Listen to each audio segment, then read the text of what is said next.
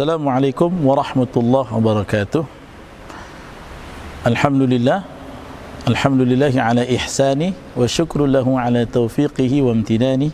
Asyhadu an la ilaha illallah wa asyhadu anna Muhammadar Rasulullah. Allahumma salli wa sallim wa barik ala nabiyyina Muhammadin wa ala alihi wa ashabihi ajma'in, amma ba'd. Mukminin mukminat rahimani wa rahimakumullah. Agama Islam sangat memperhatikan soal kebersihan. Dalam Islam, mengenai kebersihan menjadi titik berat, bahkan hal yang harus diperhatikan baik secara zahir maupun batin. Kebersihan dalam Islam dijunjung tinggi. Bahkan kalau kita melihat kitab-kitab yang ditulis para ulama tentang fikih, maka babnya awal akan dimulai dengan bab thaharah, tentang kebersihan.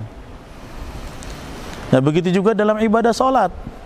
Salat itu tidak bisa kita lakukan kecuali dalam keadaan bersih dari hadas. Berarti sebelum membangun satu hubungan dengan Allah, kau sucikan dulu dirimu. Ya. Kemudian juga di dalam Islam diajarkan harta itu ada yang bersih. Dengan apa? Dengan zakat, supaya hartamu menjadi suci. Nah, hal-hal inilah yang harus kita ajarkan, bahwa Islam memandang kebersihan.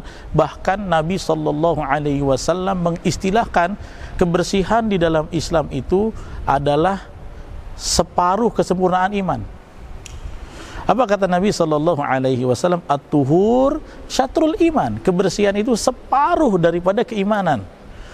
Maka diperhatikan tentang soal kebersihan dalam Islam ini. Banyak hal-hal yang harus kita perhatikan, baik kebersihan harta, kebersihan diri, kebersihan hati, dan kebersihan yang lain.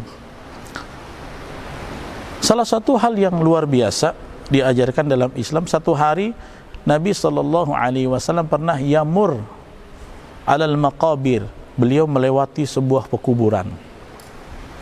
Maka Nabi sedang berjalan bersama seorang sahabat. Nabi melihat dalam pekuburan itu, dengan penglihatan yang diberikan oleh Allah Subhanahu wa taala, ada dua kubur yang rupanya sedang disiksa. Apa kata Nabi? Wa huma yu'adzibani fil qubur. Kata Nabi, itu dua orang di dalam kubur sedang disiksa. Sahabat ini bertanya, hal yu'adzibani bil kabair ya Rasulullah? Apakah dua orang ini yang disiksa dalam kubur karena melakukan dosa besar? Kata Nabi, tidak, bukan dosa besar. Kata Nabi, yang pertama, dia itu karena sering melakukan namimah, tidak menjaga kesucian lisannya, suka mengadu domba, yajri bin namimah, suka menghasut orang, lidahnya, lisannya kotor, tidak menjaga kebersihan lidah, tidak menjaga kebersihan hati. Yang kedua, la yahtammu bil baul. Kata Nabi, dia tidak memperhatikan bersih-bersih saat dia buang air kecil. Kenapa? Dilaknat dia dalam kubur karena tidak memperhatikan kebersihan. Islam sangat memikirkan dengan fokus, bahkan dengan dititik beratkan soal kebersihan. Kamu mau salat harus bersih, kamu buang air harus dibersihkan. Bahkan kalau ada orang-orang yang membuang airnya, dia buang air kecil tapi tidak melakukan bersih-bersih, istinja, terancam oleh azab kubur. Dalam hadis yang lain Nabi pernah mengatakan, wa inna amatan nas, sesungguhnya banyak manusia yang terkena azab karena apa? Karena tidak memperhatikan saat buang air kecil, dia tidak membasuhnya, dia tidak membersihkannya. Asbab dia abaikan kebersihan, terancam azab kubur. Itu dikatakan oleh baginda Nabi SAW. Maka hari ini kita lihat banyak ibu-ibu, ayah yang menyuruh anaknya ketika buang air kecil, silakan lakukanlah di depan parit. Ini tidak mendidik dengan kebersihan.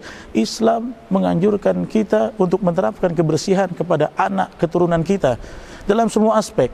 Hartamu biar bersih dikeluarkan, dirimu biar suci dibersihkan, buang air kemudian kau bersihkan. Agar apa? Agar kita menjadi orang yang suci. dan separuh keimanan kita sempurna dengan kita menjaga kebersihan. Ini yang harus kita perhatikan, harus kita ajarkan kepada anak cucu, kepada anak didik kita, bahwa Islam sangat memperhatikan kebersihan. Ya, dan di dalam Al-Quran Allah mengatakan apa? Innallaha yuhibbut tawwabin wa yuhibbul mutatahhirin. Allah sesungguhnya mencintai orang-orang yang taubat dan mencintai orang-orang yang mensucikan diri, bersih, mensucikan diri. Maka anak dan seluruh keluarga kita ajarkan untuk menjaga kebersihan lahir, batin, dan seluruh aspek. Insya Allah Allah berikan kita keberkahan hidup dan Allah jauhkan kita dari segala keburukan. Selamat menunaikan ibadah puasa. Semoga Allah menerima segala amal kita. Kalau ada ibadah kita yang kurang, wa tammim taqsirana ya Rabb. Ya Allah, sempurnakanlah kekurangan kami dengan karunia dan rahmat-Mu. Wabillahi taufiq wal hidayah. Wassalamualaikum warahmatullahi wabarakatuh.